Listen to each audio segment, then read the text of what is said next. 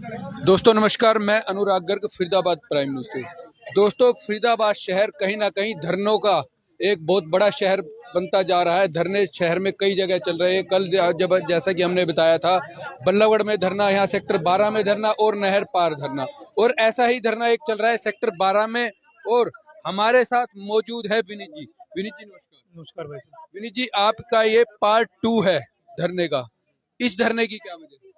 क्या कहते हैं, जो मैंने पिछला धरना दिया था 9 जुलाई से 21 जुलाई में, उस दौरान इन्होंने एक बार मेरे को फर्जी मेडिकल के थ्रू के ये धरना बंद कराने की कोशिश करी थी। फिर वो मेडिकल में, जब मेरा मेडिकल, मैंने वहाँ जाके मैं इस चीज़ पढ़ गया था कि भाई मैं अपना मेडिकल प्राइवेट में करा लेता हूँ। तो फिर इन्होंने मेरे से फिजिकल फिट रह के, ठीक है आपकी मर्जी, आप धरना कर लो। 21 तारीख तक, क्या कहते हैं, 13 दिन बैठने के बाद भी इनकी तरफ से कोई आश्वासन नहीं आया। तो मैंने भी माना कि भाई कई प्रशासन की मजबूरी हो सकती है। इस फरीदाबाद को दो बंदे लीड करते हैं, दुष्यंत चौटाला जी और माननीय एमपी जी। तो डीसी साहब की उनसे ज़्यादा पावर नहीं होती थी। तो मैंने खुद एक क्या कहते हैं, अपने अपनी सद्भावना से कि भाई चलो, मैं इन्हें ये आश्वासन नहीं दे रहा, मैं इन्हें टाइम तो दे सकता हूँ। 21 जुलाई के बाद, क्या कहते हैं, 1 सितंबर तक मैंने दो महीने के आसपास मैंने क्या कहते हैं, इनसे पता जरूर करा, लेकिन धरने के लिए दोबारा शुरू करने की कोशिश नहीं करी। 29 अगस्त को माननीय डीसी विक्रम यादव जी का यहाँ ट्रांसफ़र होके आया था। जब मैंने पुराना धरना दिया था, उसके बाद जितेंद्र यादव जी भी ट्रांसफ़र हो चुके हैं, यशपाल यादव भी जी ट्रांसफ़र हो चुके हैं। और क्या कहते हैं, अब तीसरे जो विक्रम यादव जी आए थे, उनसे मैं 1 सितंबर को मिला था।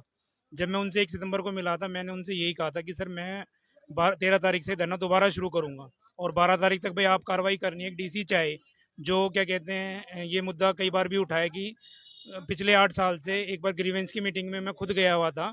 तो उस ग्रीवेंस की मीटिंग में साथी वकील भाई ने दुष्यंत चौटाला जी से ये क्वेश्चन करा था, जी हमारी यहाँ की रेवेन्यू है, ये नोएडा जा रही है, जीपीए नोएडा होती हैं, गाजियाबाद होती हैं। तो दुष्यंत चौटाला ने पलट के जवाब दिया था कि भाई क्या कहते हैं वकील साहब, अगर हरियाणा में जीपीए खोल दी, तो आप जैसे वकील, मैं खुद वकील हूँ, तो मैं अपने वकील भाई का पक्ष लूंगा। आप जैसे वकील फ्री में कराने को डोलेंगे। अब मैं आपको बता रहा हूँ, कोरोना काल में, जब जिस टाइम कोरोना था, ये सरकार गठित हुई थी अक्टूबर 2019 में। 3 महीने के बाद ही कोरोना लग गया था। कोरोना 3 महीने तक चला था। सबसे पहले ठेके खुले थे, जिसकी मिनिस्ट्री दुष्यंत चौटाला के पास है, रजिस्ट्री रेवेन्यू सिस्टम भी दुष्यंत चौटाला के पास है। दो शहर जहाँ से रेवेन्यू सबसे ज़्यादा आता है, फरीदाबाद और गुड़गांव, भी दुष्यंत चौटाला के अंडर आते हैं। यहाँ पे, क्या कहते हैं, बीजेपी की कोई भी, क्या कहते हैं, कोई किसी तरह का हस्तक्षेप नहीं है। दुष्यंत चौटाला के पास सिर्फ 10 एमएलए हैं। उन 10 एमएलए का वो इतना रोब दिखा रहा है कि भाई वो हरियाणा की लॉबी को पूरी को खरीदने की कोशिश कर रहा है। अब मैं उस बात में से अपनी बात पे दोबारा लौट रहा हूँ कि जीपीए जो हरियाणा में बंद है, कोरोना काल में बल्लभगढ़ में कम से कम 8 जीपीए डेवलपमेंट फ्लैट है, ग्रीनफील्ड के हैं। मैं पिछले 2 साल से, क्या कहते हैं, RTRCM विंडो सबसे प्रयास कर रहा था। उसके बाद फिर, क्या कहते हैं, मैंने, क्या कहते हैं, 2 महीने से अपने पार्टी से, इस पार्टी से लॉक करा कि भाई भ्रष्टाचार के खिलाफ लड़ाई में यही पार्टी मेरी मदद कर सकती है। उसके बाद 12 सितंबर को मैं फिर डीसी से मिला था कि डीसी साहब, मैंने 1 सितंबर को आपको, क्या कहते हैं, एप्लीकेशन दी थी, और आप चाहते हो कि भाई मैं दोबारा धरने बैठूं। तो डीसी साहब ने मेरे से हंसते हुए कहा कि वकील साहब, मेरे कहने से आप इसे 16 तक मत शुरू करो। शुक्रवार का दिन था, उस दिन भी मैं उनके पास गया, तो उनसे मेरी मुलाकात नहीं हुई। 2 दिन का मैंने आंशिक इसलिए रखा था कि भाई पहले, क्या कहते हैं, आंशिक रखने का ये है कि मेरी पार्टी को सबको पता लग जाए। हाँ, मेरी पार्टी ने मेरी मदद पूरी करी है। जिस दिन हमने ज्ञापन दिया था, उस ज्ञापन में मेरी पार्टी के कम से कम 40 पदाधिकारी, सारे कार्यकर्ता आए थे। उन्होंने मेरे को कहा कि वकील साहब, या आप हमारी पार्टी के कार्यकर्ता हो, कि भाई आप इस धरने को जारी रखोगे तो इससे आपको शरीर का नुकसान है। तो मैंने उनसे जिद में ये कहा था कि भाई, क्या कहते हैं, आप मेरी बात मानो, ज्ञापन तो इन्हें रोज पब्लिक दे रही है। ये रजिस्ट्री जो घोटाला, ये छोटा घोटाला तो है नहीं। तो इन शॉर्ट में मैं आपको यही कहना चाहूँगा, भाई हमें तो इन 3 मांगों पर अड़े रहना है। बाकी मेरे पदाधिकारी वो आपको ज़्यादा बताएंगे। हमारे साथ जिला प्रभारी आम आदमी पार्टी के भीम यादव जी भी मौजूद हैं। उनसे पूछते हैं, सर, यहाँ पर विनीत जी इससे पहले भी एक धरना कर चुके हैं और अब दोबारा फिर धरने पर बैठे हैं, और वजह रजिस्ट्री घोटाला जो उनका पहला भी मुद्दा रहा है, और अब जो शिक्षा जो अधिकारी है उन पर भी बड़े गंभीर आरोप लगे हैं। तो आम आदमी पार्टी विनीत जी के कितने साथ है और इन मुद्दों में किस किस मुद्दे पर उनको आवाज उठाएं? विनीत जी ने जैसा मुझे जानकारी बताया, जो फरीदाबाद के अंदर फर्जी रजिस्ट्री का जो मामला चल रहा है, इस मामले को विनीत जी तो बाद में सरकार खुद कह चुकी है कि फरीदाबाद के अंदर फर्जी रजिस्ट्री का मामला चल रहा है और फर्जी रजिस्ट्रियां हो रही हैं। अगर सरकार इस चीज को मानती है तो कार्रवाई क्यों नहीं कर रही है? क्या इसमें भारतीय जनता पार्टी पूरी तरीके से संलिप्त है? क्या मुख्यमंत्री खट्टर साहब के साथ साथ यहाँ के सारे मंत्री विधायक भी इसमें शामिल है, प्रशासन के साथ साथ इनको कार्रवाई करनी चाहिए। ये लोग गरीब जनता का पैसा लूटकर भारतीय जनता पार्टी के लोग दूसरे प्रदेशों में जाकर विधायक खरीद रहे, सरकार बना रहे, सरकार तोड़ रहे, ये लोकतंत्र की हत्या कर रहे इस तरह की लूटपाट करके। ये भ्रष्टाचार का पूरा अड्डा बना रखा है फरीदाबाद को भाजपाइयों ने। अब पार्टी विनीत जी को, जैसा कि अभी राम केवल जी ने कहा था कि पार्टी कहीं ना कहीं ऐसा लगता है विनीत जी को अपना जो मोहरा बना रही है, क्योंकि विनीत जी अकेले हैं जो धरने पर बैठे हैं। कल धरने पर विनीत जी के साथ नहीं था, तो इसकी क्या वजह रही? आम आदमी पार्टी का कोई भी सिपाही किसी का मोहरा नहीं बन सकता। आम आदमी पार्टी तन मन धन के साथ इसके साथ खड़ी है, विनीत जी के साथ।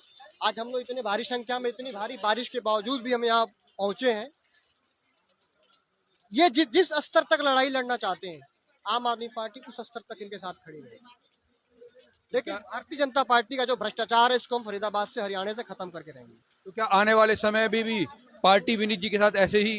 बिल्कुल बिल्कुल बिल्कुल, मजबूती के साथ, मजबूती के साथ। मुद्दा ये जनता से जुड़ा मुद्दा है, गरीब लोगों के मुद्दे हैं ये। अगर ये गरीब लोगों की बात सरकार नहीं सुन पा रही है तो इन गरीब लोगों की हाय लगेगी, सरकार को उखाड़ फेंकेगी हरियाणा की जनता इस बार इसको। दोस्तों, कहीं ना कहीं आम आदमी पार्टी अब कहती है कि हाय लगेगी पार्टी को, और हमारे साथ मौजूद हैं वाई के शर्मा जी। शर्मा जी, क्या कहेंगे? विनीत जी बड़े बात यहाँ सुनी थी, आपने कहा था कि भाई फरीदाबाद धरनों का शहर हो चुका है। जी बिल्कुल। आपको ये बोलना चाहिए कि फरीदाबाद भ्रष्टाचार का शहर हो चुका है। सर धरना तभी होता है जब पब्लिक दुखी होती है, और दुखी तभी होती है जब कहीं ना कहीं पब्लिक का जो हक है उसको नहीं मिलता। देखो, अभी तक जैसे यहाँ सभी को पता चल चुका है कि भाई नगर निगम में कितने भ्रष्टाचार हुए हैं, और वो सारा कुछ पता लगने के बाद में प्रशासन के कानों पे जू नहीं रेंग रहा। उनको पता है कि कौन कौन आदमी इन्वॉल्व हैं, कौन से पार्षद इन्वॉल्व हैं, कौन से मंत्री, एमएलए, मिनिस्टर सब इन्वॉल्व हैं। मगर कोई भी सरकार या चीफ मिनिस्टर या कोई भी मिनिस्टर हरियाणा का ये कोशिश ही नहीं कर रहा कि यहाँ से भ्रष्टाचारियों को भगाया जाए या पकड़ा जाए और भ्रष्टाचार को खत्म करें। वही जो है जिला का, यहाँ पे जिला अधीक्षक के यहाँ पे भी वही भ्रष्टाचार शुरू हो चुका है। जैसा कि शिक्षा अधिकारी जो लेडीज हैं वो उन्होंने सरेआम भ्रष्टाचार किया है, रंगे हाथों पकड़ी गई हैं, उनके अगेंस्ट एफआईआर भी दर्ज हुई है, मगर उसके बावजूद भी न उनको अरेस्ट किया गया है न उनको सस्पेंड किया गया है। तो इसका मतलब कहीं ना कहीं प्रशासन और सरकार, चीफ मिनिस्टर, पार्षद सारे इस भ्रष्टाचार की कड़ी हैं और के सारे मिले हुए हैं, और इस भ्रष्टाचार को सिर्फ और सिर्फ आम आदमी खत्म कर सकती है। मैं अपने विनीत भाई की तारीफ करूंगा और आम आदमी पार्टी के सभी कार्यकर्ता और पदाधिकारी यहाँ मौजूद हैं कि आज उन्होंने आकर विनीत भाई का साथ दिया और लोगों को जगाया कि भाई भ्रष्टाचार के अगेंस्ट आम आदमी लड़ाई लड़ रही है, लड़ाई लड़ती रहेगी मरते दम तक। दोस्तों, हमारे साथ बाबा राम केवल भी मौजूद है। कहते हैं जहां जहां धरना होगा, जहां जहां भ्रष्टाचार होगा, वहां वहां सबसे पहले बाबा राम केवल फरीदाबाद में मौजूद रहेंगे। और हमारे साथ आज भी बाबा राम केवल मौजूद है। वो क्या कहते हैं? बाबा जी, सबसे पहले आपको प्रणाम। नमस्कार नमस्कार। कोई बात नहीं, कोई बात नहीं। हम तो सड़क के आदमी हैं, चाहे बरसात हो, सर्दी गर्मी हो, हमने तो यही झेलना है। लेकिन हमारे इंस्ट्रूमेंट थोड़ा सा हाँ, आप इंस्ट्रूमेंट बचा के रखिए। और मैं ये कहना चाहता हूँ कि ये सिर्फ नारे लगाने और कहने से नहीं होगा। भ्रष्टाचार एक इतना मजबूत दैत्य है, उसके साथ लड़ना होगा मजबूती से। जिस तरह मैंने कल देखा, यहाँ टेंट में एक आदमी नहीं था और ये धरना प्रदर्शन निकली हुई पार्टी है। मुझे दुख हुआ कि एक आदमी अकेला बैठा है टेंट में और पार्टी का बैनर लगा हुआ है। क्या गलत संदेश नहीं जाता कि एक आंदोलन से निकली हुई पार्टी के बीच टेंट में एक आदमी भूख हड़ताल पर बैठा है? लेकिन बाबा जी, पूरी आम आदमी पार्टी को इस पर विचार करना पड़ेगा, पूरी जिला इकाई को विचार करना पड़ेगा। अगर आंदोलन चलाना है तो पूरी ताकत से चलाइए। लेकिन बाबा जी, आपको नहीं लगता आपकी नाराजगी पर विचार करते हुए आज तमाम कार्यकर्ता आज आए हैं, बारिश होते हुए भी आते हैं? बहुत अच्छी बात है। इस भारी भरी बरसात में जिस तरह ये लोग आए हैं उसी तरह इस धरने को सफल बनाने का प्रयास करें, अन्यथा यह विनीत गोस्वामी हिम्मत हार जाएगा। दोस्तों, बाबा राम केवल ने बड़ी सख्ती से अपनी बात की। और अब हमारे साथ मौजूद हैं यहाँ पर वार्ड नंबर 40 से जो आए हैं, और मंजू जी भी मौजूद है, दीप्तेश भारद्वाज जी मौजूद है। दीप्तेश जी क्या कहेंगे आप, थोड़ा सा आगे आ जाइए। अगर अगर पार्टी कार्यकर्ता बारिश से बचेंगे तो कैसे बात बनेगी?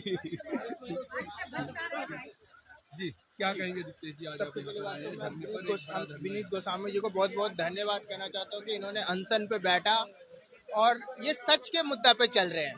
हमारे जो सरकार है अभी जो सरकार अभी है, सत्ताधारी सरकार है, वो बहुत ही करप्ट कर चुके हैं हमारे राज्य में। जैसा कि इन्होंने बताया कि जो शिक्षा अधिकारी है, किशन पाल गुर्जर जी ने कहा कि हमारे मंत्री साहब कि एफआईआर तो होते रहते, ये सच्चाई है कि एफआईआर होते रहते, लेकिन आपकी सरकार ने ये कहा था कि भ्रष्टाचार को हम दूर करेंगे, तो एफआईआर हुए तो उनको दोषी करार करते हुए उनको सजा भी देना उनका काम है।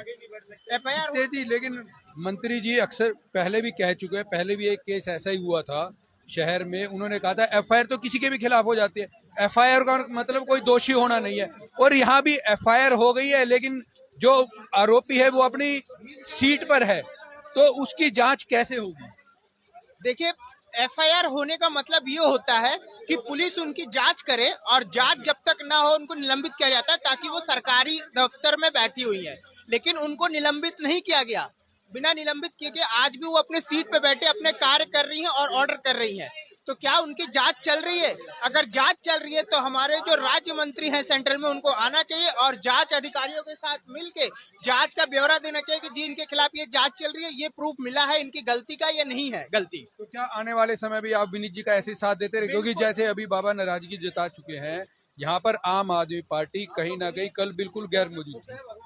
देखिए, बाबा की नाराजगी जाहिर है, क्योंकि कारण ये है कि हम लोगों तक ये रिपोर्ट नहीं था पूरी तरह कि विनीत हमारे भाई जो आम आदमी पार्टी के हैं वो यहाँ पे धरना प्रदर्शन कर रहे हैं। अब आपकी रिपोर्ट, अब मैं विश्वास दिलाता हूँ कि हम इनके साथ पूरे इसी तरह साथ देते रहेंगे दिन और रात, और हमारे साथ हमारे कार्यकर्ता भी साथ देंगे। दोस्तों आपने देखा जैसा कि आम आदमी पार्टी स्पष्ट कर चुकी है, जो पहले हमारी गलतफहमी की वजह से हम यहाँ पर नहीं पहुंचे, लेकिन आने वाले समय में ऐसा नहीं होगा और विनीत गोस्वामी को पूरा साथ दिया जाएगा। मैं अनुराग गर्ग, फरीदाबाद प्राइम न्यूज।